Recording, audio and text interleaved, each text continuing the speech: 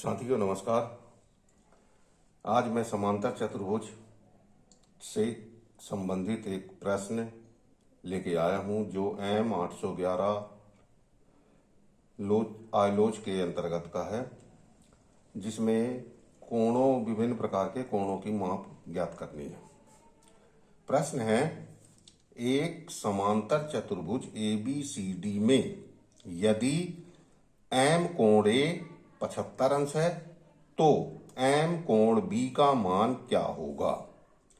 चित्र अपन बना हुआ है या बना लेते हैं इस आधार पे। समानांतर चतुर्भुज में आमने सामने की भुजाएं बराबर होती हैं तथा प्रत्येक कोण या तो 90 अंश से ज्यादा होगा या कम होगा। इसके विकल्प दिए हुए हैं। कोण A बराबर 105 अंश, कोण B बराबर 75 अंश और इसका C बराबर 210 अंश और D बराबर 285 अंश। चलिए सवाल को हल करते हैं। सवाल को एक बार और पढ़ते हैं। समानांतर चतुर्भुज दिया है।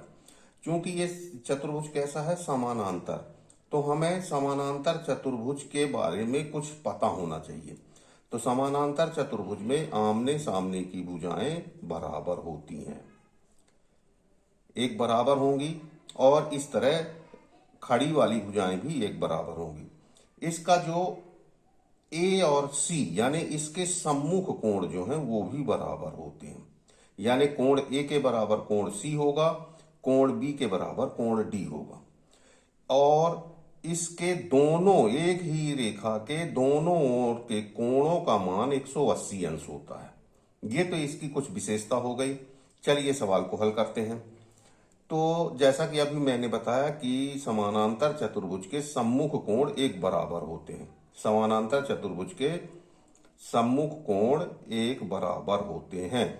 आसन्न कोण 180 अंश होते हैं। आसन्न कोण क्या कहलाएगा, ये वाला कोण और ये कोण, अर्थात एक भुजा के दोनों छोर पे बनने वाले कोण आसन्न कोण कहलाते हैं।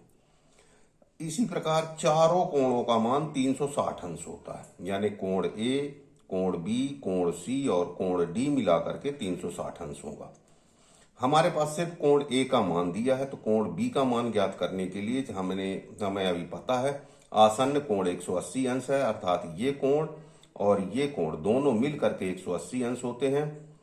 तो निश्चित है कि हम 180 में से यदि ये 75 घटा देंगे तो कोण B निकल आएगा। चलिए देखते हैं। कोण A बराबर 75 अंश है, कोण B बराबर हो जाएगा 180 माइनस 75, क्योंकि ये आसन्न कोण है, समांतर चतुर्भुज के आसन्न कोण है। तो इससे घटा देंगे तो 105 अंश आ जाएगा। इसका मतलब है हमारा आंसर A सही है। A ही क्यों सही है, अन्य में और देख लेते हैं।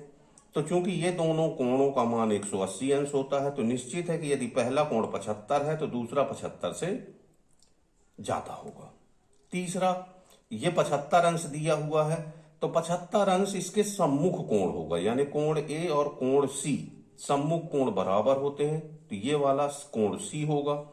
210 अंश दिया हुआ है तो अब चूंकि 210 अंश तो तीनों में चारों में आएगा ही नहीं, क्योंकि एक 75 में से 360 में से यदि 75 घटाएंगे तो 360 में से यदि 75 घटा रहे हैं, 10 में से 5 गए 5, 16 में से 8 गए 8, 8, 16, 85 अंश, 285 अंश आएगा। और जबकि ये दिया है 210 अंश, तो यानी ये भी तो नहीं हो सकता। ये हो सकता है, पर ये कैसे होगा, क्योंकि यदि ये कोण 285 अंश का होगा तो तीसरा कोण ये 75 अंश का होगा।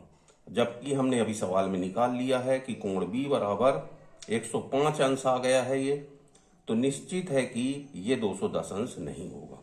इस प्रकार हमने सवाल में आसन्न कोण के आधार पे 180 में से 75 घटा दिया तो 105 अंश आ गया और हमारा ये कोण A जो आपका आंसर था, विकल्प था, कोण 105 अंश का जो उत्तर निकला वो विकल्प A में दिया हुआ है, तो ये सही है। इस प्रकार और भी कई तरह से इसके और भी मान ले सकते हैं, अलग अलग बदल के भी आप इसको हल कर सकते हो। धन्यवाद।